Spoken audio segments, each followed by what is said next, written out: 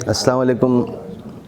मैं बेइंतहा मसरूर हूँ आज गालिब एकेडमी में इस मुशायरे में शिरकत पर, और मुझसे पूछा गया कि नई नस्ल के शोरा के ताल्लुक़ से आपकी क्या राय है।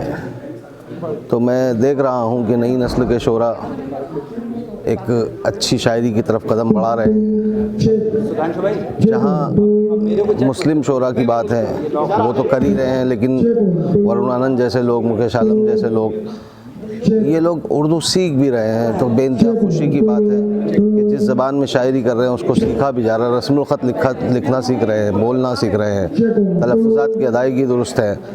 जहाँ तक इश्क की शायरी, जिसको आप इश्किया शायरी कहते हैं, रिवायती शायरी है, गालिब और मीर के ज़माने से चली आ रही है। दाग ने तो इसमें ऐसे बेल बूटे उगाए हैं कि सर धुनते बनता है। मैं तमामी हमारे जो आने वाली नस्ल के शोरा है उनसे इतना ही कहूँगा कि अपने असातिज़ा को पढ़ें। असातिज़ा को पढ़ने में आप मुतहरिक भी होंगे, आप में शेर कहने की सलाहियत बढ़ेगी, आपके पास कवाफ़ी, रदीफ़, इनका ज़ख़ीरा होगा। मैं हामिद भुसावली इतना ही कह के अपने दो लफ्ज़ ख़त्म करता हूँ।